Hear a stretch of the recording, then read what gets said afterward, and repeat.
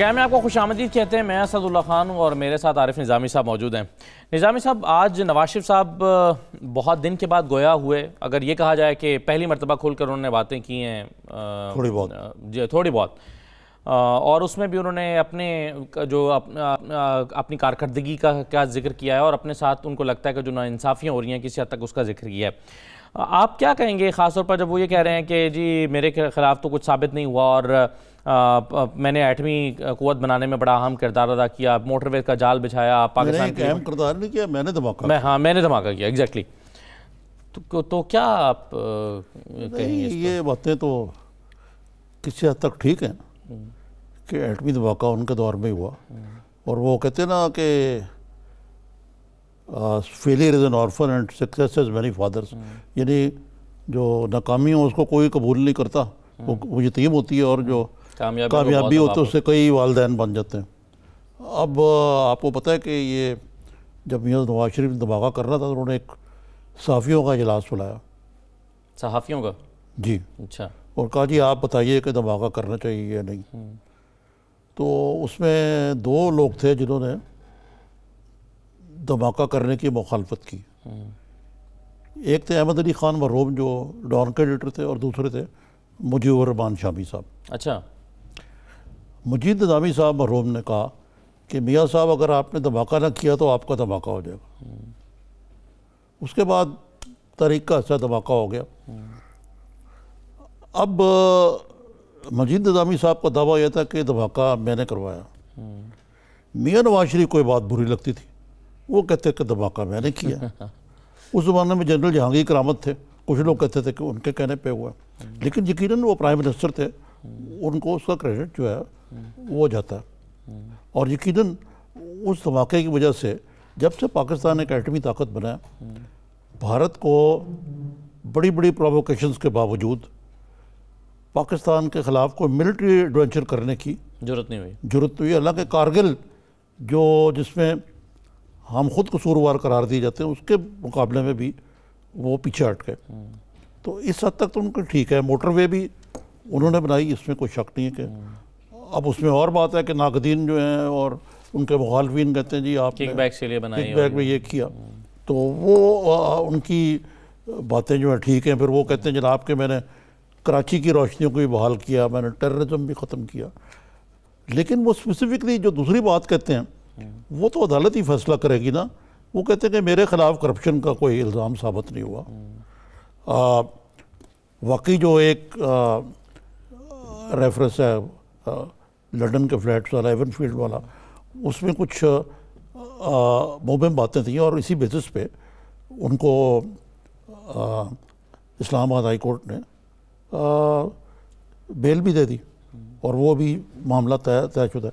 اب باقی ہل میٹل اور دوسرا کون سی ہے جو العزیزیہ بل، اس کے بارے میں وہ کہتے ہیں کہ جی استغاثہ جو ہے وہ کوئی سامنے کوئی ثبوت نہیں لا سکا. وہ تو میری تھی نہیں، میرے بچوں کی تھی، میرے بچے میرے زیر کفالت نہیں تھے. اگر جب میں اقتدار میں نہیں تھا مجھے پیسے بیچتے رہے تو اس میں کیا حرج ہے. اور یہ 2000 میں العزیزیہ جو ہے میرے والد صاحب مرحوم نے کی تھی. اب یہ ان کا ورژن ہے کہ کوئی جرم ثابت نہیں ہوا. اور اس حد تک غالباً ان کی بات یہ تو نہیں میں کہوں ٹھیک ہے یا غلط ہے، یہ تو عدالت فیصلہ کرے گی. وہ جب کہتے ہیں نا کہ میرا کوئی تعلق نہیں تھا، تو اس وقت بھی کیونکہ میاں نواز شریف سیاست میں تھے تو یہ باقی معاملات جو ہیں، یہ ایک تو والد صاحب جب تک زندہ تھے وہ ہینڈز آن قسم کے فیملی کے سربراہ نہیں تھے، بلکہ بزنس امپائر کے بھی سربراہ تھے. وہ صبح 3 بجے اٹھتے تھے، ورزش کرتے تھے، وہ عبادت کرتے تھے، پھر سو کے پھر وہ صبح 6 بجے اپنی فیکٹری جو بنوا رہے تھے، یہ جو جس کا آپ ذکر کر رہے ہیں، تو وہ ایک بڑے ہی ڈسپلنڈ اور ہارڈ قسم کے بزنس مین تھے. لیکن اتنے سال میاں نواز شریف صاحب رہے ہیں، اب ان کو ان کی باتوں میں جواب دے تو ہونا پڑے گا. تو آپ ابھی دھماکوں کا ذکر کر رہے تھے کہ اس کا وہ کریڈٹ لیتے ہیں، اور ڈیفینیٹلی ظاہر ہے وہ پرائم منسٹر تھے، فیصلہ انہوں نے کرنا تھا. لیکن اگر نواز شریف صاحب یہ فیصلہ کرتے کہ نہیں دھماکے نہیں کرنے چاہیے تو کیا دھماکے نہیں ہوتے؟ میرا خیال ہے کہ جب بھارت نے دھماکہ کر لیا تھا اس کے بعد پاکستان کے پاس کوئی آپشن ہی نہیں تھا. تیاری تو ہماری مکمل تھی، بلکہ شاید زیادہ تھی. لیکن اگر بھارت دھماکہ نہ کرتا تو میں بھی تاریخ مختلف ہوتی. دیکھیں ہمارا دھماکہ کرنے کے پیچھے جو سوچ کار فرما تھی وہ یہ بھی تھی کہ بھارت اور پاکستان کا جو اسٹریٹجک بیلنس ہے، یعنی اگر وہ ایک زمانے میں 1 to 2 ہوتا تھا تو وہ بڑھتا جا رہا تھا، اکانومی نیچے گئی،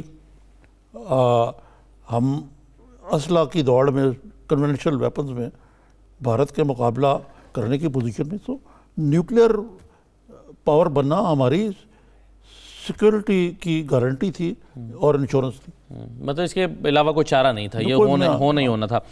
نہیں جیسے ہوتا نا جس اب کریڈٹ تو اس کو ہی ملتا ہے نا جو اس وقت تھا، جیسا فیصلہ کر لیا، ٹھیک ہے، یہ وہ تو دیکھیں نا اب کریڈٹ دینے کی بات ہے، وہ ہم نے success after all credit Zulfikar Ali Bhutto کو بھی جاتا ہے نا، جس نے ڈاکٹر قدیر کو وہاں سے لے کے آیا اور وہ وہاں سے کچھ ضروری معلومات یہاں کی، یہاں سینٹریفیوگل لگایا، لوگ سمجھتے رہے کہ ہم ری پروسیسنگ پلانٹ کے ذریعے کریں گے، یہاں معاملہ ہی اور ہو رہا تھا، تو پھر کریڈٹ بھٹو کو بھی جاتا ہے، پھر یہ سائنسدانوں کو بھی جاتا ہے، پھر یہ اس میں فوج کا بھی بڑا رول ہے۔ یہ آپ کو پتہ نا کہ جنرل زاہد علی اکبر نے بنوایا وہ جو جہاں پہ یہ سارا کچھ ہو، سینٹریفیوگ کا جو کہوٹا میں جو تھا، اور یہ سارا آپریشن جو ہے یہ فوج کی زیر نگرانی تھا۔ جا تو ظاہر ہے ان کا بھی کریڈٹ ہے بہت سارے لوگوں کا۔ اچھا میں اس میں سوال یہ کرنا چاہتا نواز شریف صاحب کی گفتگو میں کہ اب کیا آپ اس چونکہ وہ بہت دن کے بعد انہوں نے یہ گفتگو کی ہے، تو ہم کیا سمجھیں کہ اس کا آغاز ہو گیا ہے، یعنی انہوں نے یہ فیصلہ کیا کہ چلیں مجھے آہستہ آہستہ انہوں نے یہ بھی کہا کہ خاموشی توڑنی چاہیے۔ میں کہتا ہوں میں فرت غم سے میں ڈوبا ہوں اپنی بیگم کی انتقال کی وجہ سے، یہ بھی انہوں نے فرمایا، اور میرے لیے مجھے دوسرے معاملات پہ بات کرنا ذرا کٹھن لگتا ہے، تو لیکن میرا خیال ہے کہ چپ کا روزہ تو توڑا ہے انہوں نے۔ دوسری طرف شہباز شریف صاحب بھی بڑے شکوے کر رہے ہیں کہ مجھے فیملی سے نہیں ملنے دیا جاتا۔ ہاں ایک بات جو اہم نواز شریف صاحب نے اور کی وہ تھی کہ این آر او کو نے تردید کی، جو عمران خان صاحب راٹ لگائی جاتے ہیں، انہیں کون سا میں جو لندن سے آیا تھا جیل میں جانے کے لیے وہ این آر او کے لیے آیا تھا۔ ہاں شہباز شریف صاحب کا جو معاملہ ہے انہوں نے بہت سنگین باتیں کہی ہیں، مثلاً یہ کہ وہ کہہ رہے ہیں کہ ان سے انسانیت سلوک کیا جا رہا ہے، ان کو ان کی فیملی سے نہیں ملنے جا رہا، ان کی کوئی بھتیجی علاج کے لیے جان جاتی ہے اس سے ملنے جا رہا، ان کا علاج نہیں ہو رہا، اور وہ اس پہ نیب کے بندے کا جواب بجائے کوئی ہاں یا نہ میں تھا، اس نے کہا جی کوئی ملنے ہی نہیں آیا تو ہمیں کیا پتہ۔ یہ ہارٹ لیس سی بات ہے یہ جواب دینا۔ پھر شہباز شریف صاحب سے جو دوسری بات کی جس سے اور بھی افسوس ہوا کہ آفٹر آل وہ پاکستان کے ایک لیڈر آف دی اپوزیشن ہے، وزیر اعلیٰ رہے ہیں ایک سے زیادہ 2 مرتبہ، ان کی ایک رول ہے پاکستان کے اندر، ان کو اخبار اور ٹیلی ویژن سے بھی محروم رکھا جا رہا ہے، تو یہ قید تنہائی اور غیر انسانی سوچ جس کو انہوں نے کہا، یہ آپ کو پتہ ہے کہ مجاہد کامران نے بھی کچھ باتیں کہی تھیں جو سابق وائس چانسلر ہیں پہلے، یہ نیب کے جو مجاہد کامران نے ایک چیز صرف انہوں نے کہا تھا کہ باتھ روم میں کیمرے لگے ہوئے ہیں، جی انہوں نے یہ بھی کہا تھا کہ ان کے سامنے لوگوں کی پٹائی بھی ہوتی ہے، یہ بھی کہا تھا انہوں نے، بہت ساری باتیں کہی تھیں جو ان کی تردید بھی ہوئی ہے ویسے، لیکن میں بات یہ کہہ رہا ہوں، ایک موٹی بات یہ کہہ رہا ہوں کہ یہ نیب کو یہ عقوبت خانے والی پالیسی جو ہے نا یہ نہیں رکھنی چاہیے۔ دوسرے نیب کے قانون میں ایک ترمیم کے بارے میں نے سنا کہ کہیں پڑھا ہے کہ اور وہ بڑی مناسب ہوگی کہ اس کو یہ جو 3 مہینے کے لیے ہوتا ہے نا نو کوسچنز آسکڈ، چابی اندر پھینک کے چابی پھینک دو اور آپ کو کوئی چارج کرنے کی بھی ضرورت نہیں ہے، اس پالیسی کو قانونی طور پہ تبدیل کرنا پڑے گا، اور یہ ریویو کیا بھی جا رہا ہے جس میں کہ بیلیبل اوفینس ہونا چاہیے۔ صحیح بات ہے، آپ کو کسی کو پکڑنے کے لیے آپ کے پاس سالڈ ریزنز ہونے چاہیے، یعنی یہ آپ کا ثوابدیدی اختیار نہیں ہونا چاہیے کہ آپ جسے چاہیں پکڑ لیں اور جسے چاہیں نہ پکڑیں۔ ثوابدیدی یا انگریزی میں اس کو آربیٹری کہتے ہیں۔ ہاں، اور آپ سے پوچھا جائے کہ آپ نے انہیں کیوں نہیں پکڑا، انہوں نے کہا ہماری مرضی، آپ نے کہا انہیں کیوں پکڑ لیا ہماری مرضی، یعنی کسی آپ کے پاس سالڈ ریزنز نہیں ہے کہ کسی کو کیوں نہیں پکڑا اور کسی کو کیوں پکڑا ہے۔ آپ نے اس کو سم اپ کر دیا۔ جی اچھا، اب اس کے علاوہ بلاول صاحب جو ہیں انہوں نے بھی اپنے خیالات کا اظہار کیا ہے، وہ ان کو یہ لگتا ہے کہ اپوزیشن کی طرف سے، حکومت کی طرف سے اپوزیشن پر جو دباؤ ڈالا جا رہا ہے احتساب کے نام پر، اس کا مقصد صرف اپوزیشن کو ذرا دباؤ میں لانا ہے تاکہ وہ انہیں ٹف ٹائم نہ دے گورنمنٹ کو، یہ ان کا خیال ہے۔ بلاول صاحب اور زرداری صاحب، شہباز شریف صاحب، نواز شریف صاحب، یہ سبھی ایک ہی بات کہہ رہے ہیں. اور شہباز اور انہوں نے تو آج ایک بات کہی ہے کہ انتقامی کارروائی ہو رہی ہے. یہی کہا نا بلاول نے. اور انہوں نے اب اپوزیشن کو دیوار سے تو لگایا جا رہا ہے. اور عمران خان صاحب نے تو دیکھیں اس پہ بھی کرٹیسزم ہوا ہے کہ انہوں نے ملیشیا میں کسی ایک تقریب سے خطاب کرتے ہوئے پاکستانیوں کو بڑے ہی سخت الفاظ میں کہا کہ میں کسی ایک کو بھی نہیں چھوڑوں گا, NRO کسی کو نہیں ملے گا, اور میں دیکھ لوں گا, میں ان سب کو جیل میں ڈالوں گا. تو ایک تو یہ زبان سخت ہے, ساتھ ان کو یہ کہنا چاہیے کہ ڈیو پروسیس کے ذریعے جو ہوگا اس کے ذریعے ہی کام ہوگا. اتنی ہی بلینکٹ قسم کی جو ہے سویپنگ سٹیٹمنٹ, اور وہ بھی ملک سے باہر دینا جو ہے. اچھا ویسے یہ چونکہ عمران خان بار بار ایسا کر رہے ہیں تو ان کا نقطہ نظر میں اپنے طور پر سوچتا ہوں کہ کیا ہو سکتا ہے کہ باہر جا کر پاکستانی کمیونٹی سے وہ اس طرح کیوں باتیں کرتے ہیں. اس کی وجہ مجھے نظامی صاحب یہ لگتی ہے کہ چونکہ انہوں نے یہ نعرہ لگا کر ووٹ لیے تھے اور ان کو بہت زیادہ بین الاقوامی اوورسیز پاکستانی جو ان کی حمایت حاصل ہے, تو ان کو یہ لگتا ہوگا کہ میں چونکہ باہر ان پاکستانیوں سے مخاطب ہوں اور ان کی میرے سے یہی ہوپس ہیں کہ میں کرپشن کا پیسہ واپس لے کر آؤں گا, کیونکہ بیرون ملک مقیم پاکستانیوں کا سب سے بڑا شکوہ یہ ہے کہ یہاں کرپشن بہت ہوئی ہے. اس میں ان کو تھوڑی سی وہ سمجھتے ہیں ان کو کامیابی بھی ہوئی ہے. وہ یہ سمجھتے ہیں کہ جو سارا پاناما گیٹ والا مسئلہ ہے وہ اگر ان کا دباؤ نہ ہوتا تو یہ نہیں ہوتا اور حقیقت بھی ہے شاید اس میں, اور شاید اس میں حقیقت بھی ہو. تو وہ دوسرے سمجھتے ہیں, واقعی وہ سمجھتے ہیں کہ ان کو ووٹ جو ہے کرپشن کے نام پہ ملے.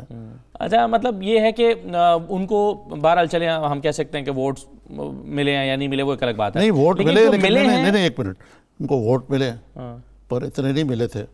سارا کچھ پاپڑ بیلنے کے باوجود, لیکن سارا کچھ پاپڑ بیلنے کے باوجود, ہر قسم کے لوٹے کو شامل کرنے کے باوجود کہ وہ بغیر بیساکھیوں کے حکومت نہیں بنا سکے, لوٹوں کو نئے لوٹوں کو ملائے بغیر, یعنی جو الیکشن کے بعد لوٹے, ایک وہ لوٹے ہیں جو الیکشن سے پہلے شامل کیے, ایک وہ لوٹے ہیں جو بعد میں شامل کیے ہوئے, ان کے بغیر خان صاحب کی حکومت ابھی بھی آپ کو پتہ ہی ہے 2-4 ووٹوں پر ہے. یہ بات ٹھیک ہے آپ کی, لیکن جتنے بھی ووٹ ان کو ملے بہرحال سب سے زیادہ ووٹ انہیں کو ملے باقی پارٹیوں کی نسبت. اب جتنے بھی ووٹ ملے وہ 5 سال انہوں نے تقریر ایک ہی کی ہے, کرپشن, لوٹا ہوا پیسہ واپس لاؤں گا. اب ان کا مینڈیٹ اس لیے لگتا ہے کہ میں اس کو اپنی بیس کو نہیں چھوڑ سکتا, اس لیے وہ ہر جگہ پر جا کر یہ باتیں ٹھیک ہے.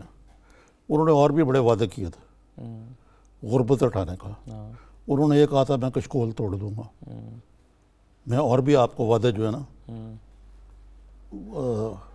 گنوا سکتا ہوں. کل ہم خیبر پختونخوا کے اندر بات کر رہے تھے تو وہ سارے وعدے کہاں گئے, صرف ایک ہی وعدہ یاد رہے. صحیح ہے آپ کی بات, لیکن میں یہ ٹھیک ہے پاکستان میں اکراس دا بورڈ احتساب کا ایک نظام بننے کا وقت آ گیا, اور یہ ڈنگ ٹپاؤ نہیں اصل احتساب کرنے کا, لیکن جو فیئر ایکویٹیبل اور اکراس دا بورڈ بھی ہو اور نظر بھی آئے. یہ جو موجودہ مسئلہ ہے اس میں پارلیمنٹری جمہوریت کو چلانا مجھے بڑا مشکل لگ رہا ہے. وہ کہتے ہیں کہ یہ جمہوریت کا نام لے کے یہ دراصل مجھے نکالنا چاہتے ہیں. کون نکالنا چاہ رہا ہے پی ٹی آئی کو؟ کوئی سڑکوں پہ تحریک چل رہی ہے, کوئی اسمبلی میں ہو رہا ہے. اب یہ بتائیں کہ یہ اعتزاز حسن صاحب سے سیاسی گفتگو سے ہم آغاز کریں یا قانونی گفتگو سے آغاز کریں گے؟ اعتزاز حسن صاحب نے جوائن کر لیا. آج کل قانونی گفتگو سیاسی. اعتزاز صاحب خوش آمدید کہتے ہیں آپ کو پروگرام میں. جوائد صاحب السلام علیکم. جوائد صاحب یہ بتائیے کہ آج وعلیکم السلام شہباز شریف صاحب نے بڑا کمپلین کیا ہے کہ ان کے خلاف انتقامی کارروائیاں ہو رہی ہیں. بلاول نے بھی کہا کہ احتساب پہ نام پر انتقام ہو رہا ہے. ابھی ہم یہ بات کر رہے تھے کہ کیا یہ سارا کچھ واقعی انتقامی ہے, پھر عمران خان کہتے ہیں ہم نے چھوڑنا ہی نہیں کسی کو, یا اس کے پیچھے کوئی سیاسی محرکات ہیں, یا واقعی کو معاملات ایسے ہیں کہ ضروری ہو گیا ان سب کا اس طریقے سے احتساب کرنا؟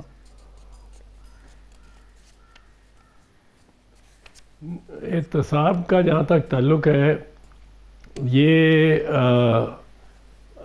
ایون اور غیر جانبدار تو اس وقت نظر آئے گا جب ان لوگوں کے ساتھ جو کہ حکومتی ٹیم میں ہیں اور ان کے خلاف نیب کی میں شکایات بھی ہیں اور تفتیش بھی ہو رہی ہے, انویسٹیگیشن بھی ہو رہی ہے, انکوائری بھی ہو رہی ہے, ان کو ساتھ بھی ایسا ہی سلوک ہوگا جیسا کہ دوسری جماعتوں کے پیپلز پارٹی یا نون لیگ کے لوگوں کے ساتھ ہوا ہے.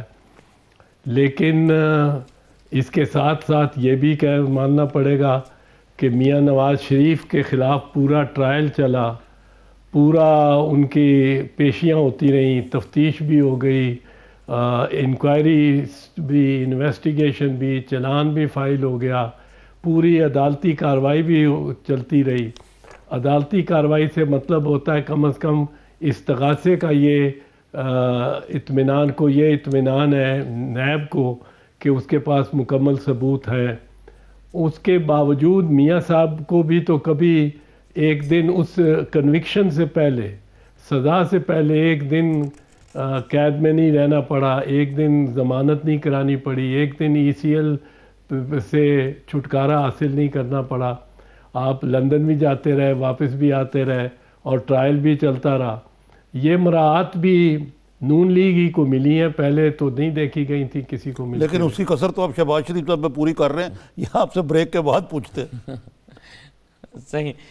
شہباز شریف صاحب پر بالکل گفتگو کرتے ہیں. اعتزاز صاحب ایک مختصر بریک لے رہے ہیں، بریک کے بعد واپس آتے ہیں.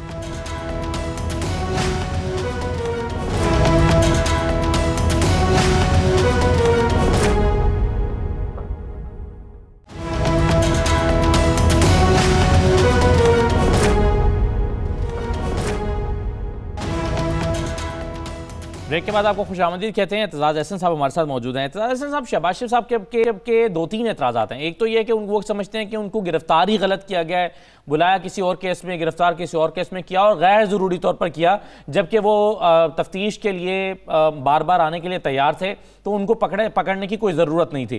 اور دوسرا وہ یہ کہتے ہیں کہ ان کے ساتھ بڑا ناروا سلوک ہو رہا ہے، ان کو ایک قید تنہائی میں رکھا گیا ہے، چھوٹے سیل میں رکھا گیا ہے، غیر انسانی سلوک کیا جا رہا ہے، فیملی سے ملنے نہیں دیا جاتا، اخبارات تک رسائی نہیں ہے. تو اس دونوں ان کے جو اعتراضات یا شکوے یا تحفظات ہیں، جسے جو بھی آپ کہہ لیجئے، کیا کہیں گے اس پر آپ؟ جہاں تک تو سلوک کا تعلق ہے، یہ نیب کی کسٹڈی میں بدقسمتی سے جو کسٹڈی میں ہوتا ہے ہر ایک کے ساتھ یہی ہوتا ہے اور یہ غلط ہے. یہ اس کے میں حق میں نہیں ہوں کہ قید تنہائی میں رکھا جائے، لیکن رکھا جاتا ہے. نیب آرڈیننس میں جب سے یہ شروع ہوا ہے، آغاز ہوا ہے نومبر 1999 میں، 1999 میں، تو جب سے ہی یہ اس قسم کا رویہ روا رکھا گیا ہے. نیب کے قیدی ہوں، وہ ڈاکٹر عاصم ہوں، وہ شرجیل میمن ہوں، وہ کوئی اور ہو، وہ شہباز شریف ہوں، اور یہ بڑی سخت قسم کی ایک طرح سے سزا ہے. سزا سے پہلے جو ہونا نہیں چاہیے ان کو باقی اگر قید کرنا مقصود ہی ہو تو باقی جو انڈر ٹرائل پرزنرز ہیں، UTPs، ان کی طرح ہی ان کو بھی سہولتیں ملنی چاہیے اور رکھا جانا چاہیے. چوہدری صاحب یہ بتائیں کہ یہ COD محترمہ بینظیر بھٹو نے شہید نے سائن کیا تھا میاں نواز شریف کے ساتھ، اس میں یہ تھا، ایک شکے تھی کہ ایک ایسا احتساب کا قانون لائیں گے جو اکراس دا بورڈ ہوگا، ٹرانسپیرنٹ ہوگا، اور یعنی وہ ایک منصفانہ قسم کا قانون ہوگا نیب کو ریپلیس کرنے کے لیے. لیکن وہ نہیں بن سکا. اس کی ذمہ داری کیا PPP پہ ہے، یا کیونکہ عمران خان صاحب تو اکثر ان کی پارٹی تانا دیتی ہے کہ جب موقع تھا تو آپ نے اس کو تبدیل نہیں کیا، اب آپ بھگتے ہیں اس کو؟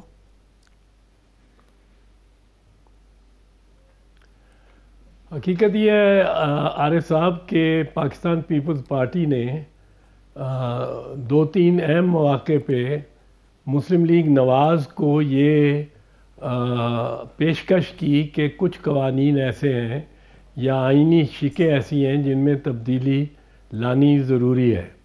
مثلا ہم نے ان کو کہا کہ 62 1C اور 1F نہیں ہونے چاہیے، ان کی میں ترمیم کر دیں، ان میں کچھ ہم سٹرکچرلی ایسی اس میں ترمیم کریں کہ ان کے استعمال کے لیے پیمانہ ذرا سخت ہو جائے اور بالکل ویگ اور مبہم نہ رہے، غیر مبہم کر دیں. رکھیں بھی تو مبہم نہ ہو، غیر مبہم ہو، اس میں ابہام نہ ہو. پھر ہم نے کہا ان سے کہ آرٹیکل 184 کلاز 3 جو سو موٹو پاور ہے، اس کے آئین میں ہم ترمیم کر کے اور ہم دونوں کو ملا کے آئینی ترامیم ہم کر سکتے تھے، جس طرح 18ویں ترمیم کی آئینی ترمیم، اور 18ویں آئینی ترمیم کے وقت ہی ہم نے ان کو تجویز دی کہ یہ 184(3) کے تحت جو بھی کیس ہے اس کی فیصلے کے خلاف اپیل ہونی چاہیے to a larger bench of the supreme court. Intra court appeal ہی ہو، عدالت کے ہی میں اپیل ہو، لیکن وہ میاں صاحب نہیں مانے. ہم نے نیب کے قوانین میں اس کے ذرا منصفانہ ہونے کی گنجائش رکھنے کے لیے ہم نے کچھ ترامیم سجیسٹ کی. وہ یہ تو مان گئے کہ یہ آنا چاہیے کہ نیب کا chairman leader of the house اور لیڈر آف دی اپوزیشن مل کر طے کریں گے، نامزد کریں گے. لیکن نیب میں دوسرے جو دیگر ترامیم تھیں ان پہ یہ راضی نہیں ہوئے. اصل میں نون لیگ اس وقت یہ سمجھتی تھی کہ ہم تو گنگا نہائے ہوئے ہیں، ہمیں تو کوئی پوچھنے والا نہیں، ہم تو بڑے اچھے لوگ ہیں، گڈ سٹیزنز ہیں، یہ پیپلز پارٹی والے سارے خراب ہیں، یہ ان کو اپنا غم ہے، ڈر ہے، اور ہمیں تو کسی نے ہم تو پاک صاف نمازی پرہیزگار لوگ ہیں، ہمیں کسی نے کیا پوچھنا ہے. یہ ان کے لیے ذرا تکلیف دہ بات ہے جو ان کا یہ احتساب ہونا شروع ہو گیا ہے، اور ایک ایسے چیئرمین کے ہاتھوں جن کو بنیادی طور پہ نامزد انہوں نے ہی کیا تھا. ہاں، تو چودھری صاحب آپ کا کہنے کا مطلب یہ ہے کہ میاں نواز شریف کا جو انکار تھا وہ بدنیتی پہ مبنی تھا، اور بدنیتی یہ تھی کہ یار مجھے کیا یہ چیزیں ہونی چاہیے تاکہ پیپلز پارٹی کو حسب ضرورت وکٹمائز کیا جا سکے. آپ یہ دیکھیں نا جی، اب اس میں تو آج تک کوئی انکار نہیں ہوا. 1998-99 کی بات ہے، 20 سال ہو گئے ہیں.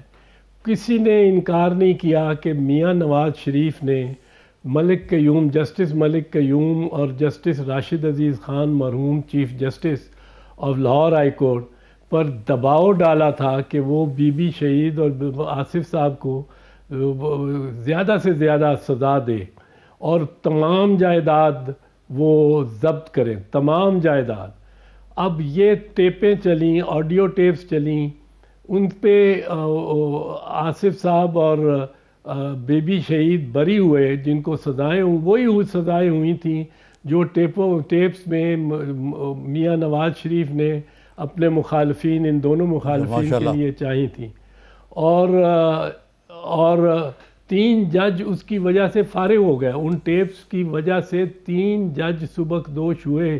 ایک چیف جسٹس جو اب سپریم کورٹ کے جج تھے، اور 2 سینئر ججز آف دی ہائی کورٹ فارغ ہوئے، سبکدوش ہوئے. لیکن میاں صاحب پہ تو کوئی حرف نہیں آیا.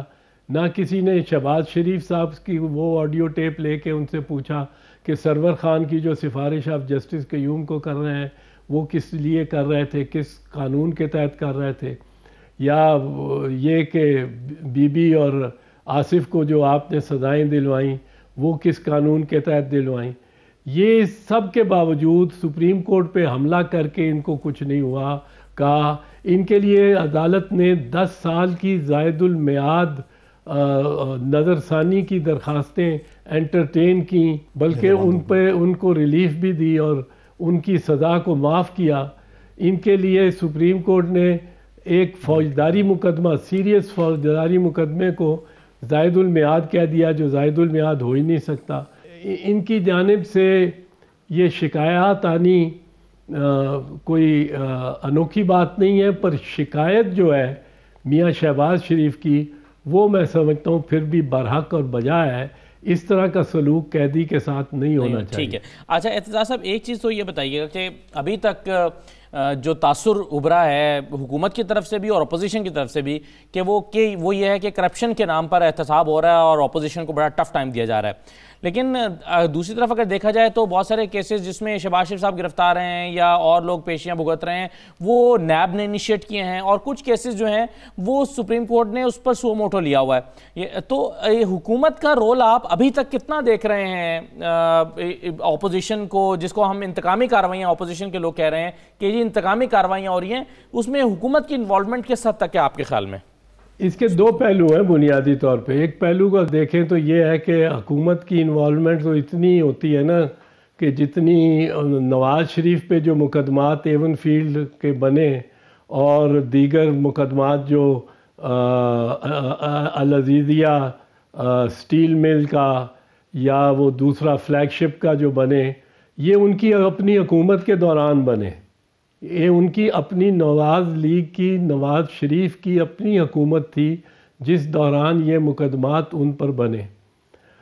سو حکومت کا تو یہ کہا جا سکتا ہے، لیکن جو اضطراب لوگوں میں تھوڑا سا پیدا ہوتا ہے وہ اس بات پہ مضطرب ہیں کہ پاکستان پیپلز پارٹی اور مسلم لیگ نواز کے جو الزام علیہان ہے نیب کی نظروں میں، ان پر تو ہاتھ پڑتا ہے اور وہ گرفتار بھی ہیں، انڈر ٹرائل بھی ہیں، اور وہ ان کو بھی وہ سہولتیں موجود نہیں ہیں ان کے لیے جو کہ شہباز شریف کے لیے بھی نہیں ہے. لیکن جو حکومت میں ایسے لوگ بیٹھے ہوئے ہیں، پی ٹی آئی کی حکومت میں، جو ان کا جو نیب کو مطلوب ہے کسی نہ کسی صورت میں صحیح یا غلط پر مطلوب ہے، ان کے خلاف کوئی کارروائی نہیں ہوتی، ان کے خلاف کوئی ایکشن نہیں ہوتا. اس بنیاد پر یہ جو کارروائی ہے نیب کی اس وقت، اس کو بہت سے لوگ سمجھتے ہیں کہ یہ غیر جانبدارانہ نہیں ہے. اچھا چوہدری صاحب، میں ایک اور موضوع کی طرف آپ کو لے چلتا ہوں. یہ جو پی ٹی آئی کی انداز حکمرانی ہے، اس کے بارے میں پوچھنا چاہوں گا. ایک تو جو میری رائے ہے وہ مجھے لگتا یہ ہے کہ عمران خان صاحب ابھی تک ایک اپوزیشن موڈ میں ہیں. انہوں نے کل بھی کہا ہے کہ میں وہاں ملیشیا میں خطاب کرتے ہوئے پاکستانیوں کہ میں کسی کو نہیں چھوڑوں گا، سب سیاستدان جو ہیں کرپٹ جو ہے ان کی جگہ جیل ہے، اپوزیشن مجھے نکالنے کی کوشش کر رہی ہے. یہ از دیر a method in this madness? اصل میں وہ اب انڈر پریشر بہت ہیں. انہوں نے اپنے آپ پر ایک پہلے ہی قدغن یا ایک ٹارگٹ لگا دیا، بنا دیا کہ 100 دن میں ہم یہ کر دیں گے. اب 100 دن کا تخمینہ نکالنے لگتے ہیں. جب بھی بیٹھتے ہوں گے تو سوچتے ہوں گے کہ دکھانے کے لیے تو بہت کم ہے، خفیہ طور پہ یا اندری حالات کچھ کیا ہو یا نہ کیا ہو، لیکن دکھانے کے لیے کوئی اتنا زیادہ ان کے پاس نہیں ہے. اور 100 دن کی وہ جو شرط ہے وہ اپنے پہ خود ہی لگا بیٹھے ہیں. 100 دن کی شرط لگتی ہے جب کوئی صدارتی نظام ہوتا ہے، اس میں اصل میں 100 دن کی لگ سکتی ہے شرط، کیونکہ صدارتی نظام میں صدر کے پاس ایگزیکٹو اور انتظامی اختیارات ہوتے ہیں. وہ ایک وہاں مطلب پارلیمنٹری سسٹم نہیں ہوتا. یہاں تو پارلیمنٹری سسٹم ہے. یہاں پارلیمنٹ میں ان کی اتنی میجورٹی بھی نہیں کہ وہ ایک قانون سازی کر سکیں، سینٹ کے ذریعے گزار ہی نہیں سکتے، ایک سادہ قانون نہیں پاس کر سکتے. آئین کی ترمیم تو کجا اور دور کی بات ہے. جب ایک گورنمنٹ آئے، نئی آئے اور وہ ایک اپنی سادہ قانون سازی بھی نہ کر سکے تو، اور پھر اس کے بہت سارے چیلنجز ایسے صوبے میں سے متعلق ہوں جس طرح کراچی ہے، جو اس کی جماعت کا کہ وہاں حکومت ہی نہ ہو، تو وہ کر کیا سکتا ہے اور وہ حکومت کر کیا سکتی ہے. انہوں نے خود اپنے اوپر ایک لگایا کہ جی 100 دن میں ہم دنیا تبدیل کر دیں گے، تبدیلی آ جائے گی. جو تبدیلی اگر آپ ایک سادہ قانون پاس کر کے کسی قانون کی ایک شق میں چھوٹی سی ترمیم بھی کر نہ سکتے ہوں تو آپ تبدیلی تو نہیں لا سکتے. اس ملک میں کسی قسم کی تبدیلی نہیں لا سکتے.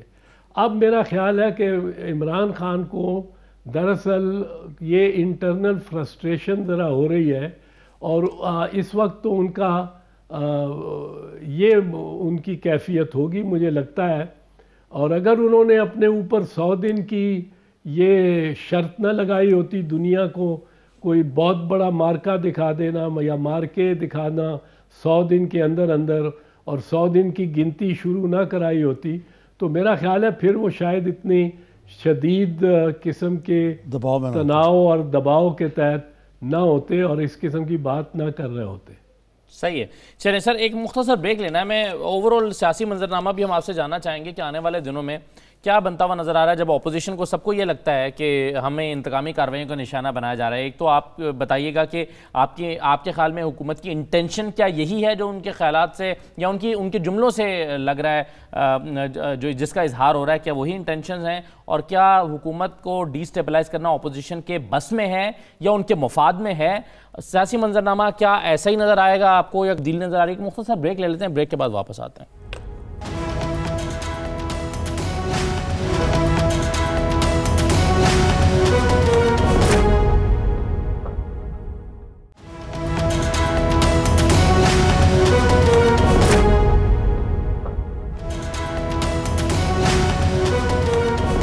بریک کے بعد دوبارہ خوش آمدید. اعتزاز احسن صاحب ہمارے ساتھ موجود ہیں. اعتزاز صاحب، آپ کے خیال میں حکومت کی جو کہ کچھ وزراء کے لب و لہجے سے جس بات کا اظہار ہو رہا ہے وہ یہ کہ جی زیرو ٹالرنس ہے کرپشن کے اوپر اور پکڑیں گے ایک ایک کو جیل میں ڈالیں گے، آپ کے خیال میں انٹینشن بھی یہی ہے یا صرف انگیج کرنے کے لیے اس طرح کے بیانات دیے جا رہے ہیں، اپوزیشن کو انگیج کرنے کے لیے؟ کیونکہ بلاول کو یہی لگتا ہے کہ دباؤ میں لانے کے لیے اس طرح کی پالیسی اختیار کی گئی ہے. اور دوسرا یہ کہ حکومت کو ڈی سٹیبلائز کرنا یہ اپوزیشن کی کیا اس وقت ایک تو بس میں ہے، اور اگر ہے تو کیا ان کے مفاد میں بھی ہے؟ جہاں تک تو پہلی بات یہ ہے کہ حکومت کی کیا اس میں حکمت عملی نظر آتی ہے، وہ تو میرے خیال میں جیسے میں نے پہلے عرض کیا ہے کہ 100 دن کی گنتی کے دباؤ میں ہے اس وقت، اور وہ 100 دن پورے ہو رہے ہیں 4-5 دن میں، اور اس میں انہوں نے ایک اعلان کرنا ہے جس کو جو ایسا ہو جو لوگ جس پہ یقین کریں، مان لیں کہ بھئی واقعی بہت ترقی ہوئی ہے اور تبدیلی بہت آئی ہے یا تبدیلی کی بنیادیں رکھ دی گئی ہیں، جو لوگوں کو اتنا نظر نہیں آتا. پر وہ 100 دن کی قید اپنے اوپر لگا کر زنجیر وہ حکومت نے خود ہی اپنے خلاف کچھ مواد پیدا کیا ہے کہ 100 دن میں کچھ نہیں کیا اس گورنمنٹ نے. لیکن جہاں تک حکومت کی حکمت عملی کا تعلق ہے، میرا خیال ہے وہ تو آپ کو ویسے حکومت کے ترجمانوں سے ہی پوچھنا چاہیے. مجھے تو لگتا ہے کہ ان کی جانب سے جو فوکسڈ حملے ہیں وہ ظاہر ہے ان کے پیچھے کچھ اسٹریٹجی تو ہوگی. ہو سکتا ہے 100 دن کے معاملے سے نظر ہٹانے کی ہو سکتا ہے کہ ویسے ہی وہ سمجھتے ہوں کہ اپوزیشن کو انڈر پریشر رکھا جائے، اور اپوزیشن انڈر پریشر رہے گی تو ہماری زیادہ نہیں تنقید اور ہماری مخالفت زیادہ نہیں کر سکے گی. ہو سکتا ہے کہ وہ چاہتے ہوں کہ حکومت کو ہم اس طرح، یہ اپوزیشن کو ہم اس طرح ایکسپوز کر رہے ہیں اور ان کے خلاف جو کارروائیاں نیب کی ہو رہی ہیں ان کا جواز مہیا کر رہے ہیں. تو یہ تو معلوم نہیں ان کی کیا حکمت عملی ہے، لیکن اپوزیشن تو ظاہر ہے اس کو انتقامی سمجھے گی جب تک بہت سے یا کم از کم ایسے نامور لوگ حکومت میں بھی موجود ہوں گے اور حکومت کے فرائض انجام حکمرانی کے ادا کر رہے ہوں گے جن کے خلاف نیب کی الزام ہے اور جن کے خلاف کارروائی نہیں ہو رہی. تو ظاہر ہے جب تک ایسی صورتحال رہے گی اپوزیشن حق بجانب ہوگی یہ کہنے میں کہ یہ امتیازی قسم کا احتساب ہے. چوہدری صاحب، یہ ایک میکرو لیول پہ میں آپ سے سوال کرنا چاہتا ہوں کہ جہاں اپوزیشن کو بقول اس کے دیوار سے لگایا جا رہا ہے اور جہاں تک گالی گلوچ کا تعلق ہے وہ واقعی لگتا بھی ہے کہ لگایا جا رہا ہے۔ اس صورتحال میں یہ جمہوری نظام جو ہے جس کا ایک پہیہ اپوزیشن بھی ہے، ادھر وہاں کوئی لیجسلیشن نہیں ہو رہی اور کوئی کام نہیں ہو رہا، کوئی بقائے بامی نہیں ہو رہی، ایک بڑی تند و تیز زبان استعمال کی جا رہی ہے ایک دوسرے کے خلاف۔ اس صورت میں اس ملک میں جمہوری نظام کا کیا مستقبل ہے کہ یہ سسٹم چل پائے گا اس طرح، اس طریقے کی حکمت عملی سے؟ میں تو اس کے علاوہ کسی دیگر صورتحال یا نظام کا سوچ کر بھی پریشان ہو جاتا ہوں کہ سیم ہے، وہ تو آپ کو پتہ ہی ہے، ایسا مجھے آپ کی سوچ کا معلوم ہے، سب کو پتہ ہے۔ جی جی جی نہیں، وہ اب مجھے تو ایسی صورتحال یا تبدیلی کسی قسم کی کا سوچ کے بھی اچھا نہیں لگتا۔ جمہوریت کا ایک اپنا ایک اس کی ایک سٹینڈنگ ہے، ایک طاقت ہے، اس میں پلوریلٹی کو لانے کی اور ٹالرنس کی ایک چیز ہے۔ باقی یہ اس قسم کے بیانات اور تقاریر تو دونوں طرف سے ہر پارلیمنٹ میں، دنیا کی ہر پارلیمنٹ میں ہوتی رہتی ہیں، ان سے ہمیں کچھ نہیں اس نتیجے پہ پہنچنا چاہیے کہ جی پارلیمنٹری نظام ہی خطرے میں ہے۔ ہمسائے میں گتھم گتھا ہو رہے ہیں اور وہ لارجسٹ ڈیموکریسی ہے، اور یورپین پارلیمنٹس میں بھی ایسا ہو جاتا ہے۔ تو اور تقریریں گرم سرد تقریریں تو اصل بات یہ ہے آپ کے خیال میں کہ کنٹینیوٹی کے لیے قلعہ مضبوط ہونا چاہیے، ان چیزوں سے آپ کہہ رہے ہیں فرق نہیں پڑ رہا؟ میرا مطلب ہے وہ تو ٹھیک ہے، قلعہ تو اس وقت مضبوط ہے۔ چودھری صاحب، حال ہی میں آرمی چیف کے بیٹے کی شادی پہ میں نے دیکھا آپ بڑے شیر و شکر تھے چودھری نثار علی خان کے ساتھ، تو کیا کہہ سکتے ہیں کہ آپ ملے ہیں سینہ چاکان وطن؟ صلح ہو گئی آپ کی کوئی ان سے؟ آپ صلح کہہ لیں یا جو کہہ لیں، ہماری ایک عرصے کے بعد، بلکہ 2014 کے بعد چودھری نثار کی اور میری پہلی ملاقات تھی۔ اچھا انہوں نے بھی خوش دلی سے اس کو لیا، اور اتفاق ہے پہلی ملاقات، کبھی ملاقات ہوئی نہیں۔ وہ اپنے دائرے میں رہے ہیں، میں اپنے دائرے میں رہا ہوں، اور خوش دلی کے ساتھ دونوں کی طرف ملاقات ہوئی ہے۔ ہم نے کوئی ایک دوسرے کی کوئی قتل تو نہیں کیا ہوا، کوئی کچھ نہیں، سیاست میں تو ایسے ہوتا ہی، جیسے ابھی آپ کہہ رہے تھے، وہ تو ایسی قتل وطل کی تو بات ہے ہی نہیں سیاست میں کوئی، لیکن آپ نے بات تو نہیں ہوتی۔ کافی حد تک بٹرنس ہو گئی تھی، مکی ماؤس اور پتہ نہیں کیا کچھ معاملات اس حد تک چلے گئے۔ نہیں، بٹرنس تھی، بٹرنس کو اب ہم نے سارا وقت سر پہ باندھ کے تو نہیں چلنا نا۔ اور اتفاق سے آپ کو بتا دوں، ایک بہت بڑے منظرنامے میں، بہت بڑا منظرنامہ ہے وہ، اور ایک چھوٹا منظرنامہ ہے۔ میرے دفتر میں بدستور چودھری نثار علی کی بشمول بہت سے اور لوگ بھی ہیں، پر وہ بھی اس میں نمایاں ہیں۔ تصویر اسلام آباد کے دفتر میں بھی لگی رہی ہے، اور ایک تصویر ان کی جس میں تھوڑے لوگ ہیں، بٹ اتفاق سے دیگران بھی بڑے اہم لوگ ہیں چودھری نثار کی طرح، وہ تصویر ایک لاہور کے دفتر میں بھی بدستور لگی رہی ہے۔ تو کوئی ایسی دشمنی پارلیمنٹیرینز میں یا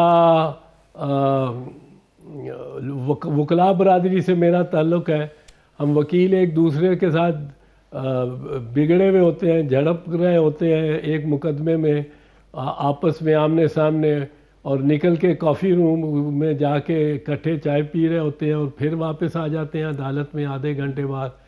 تو یہ تو ایک میں سمجھتا ہوں اپنی جگہ اپنے اصول پہ قائم رہنا چاہیے، اپنی دشمنی پہ قائم رہنا، ذاتی دشمنی پہ قائم رہنا ضروری نہیں ہے. اور چودھری نثار نے بھی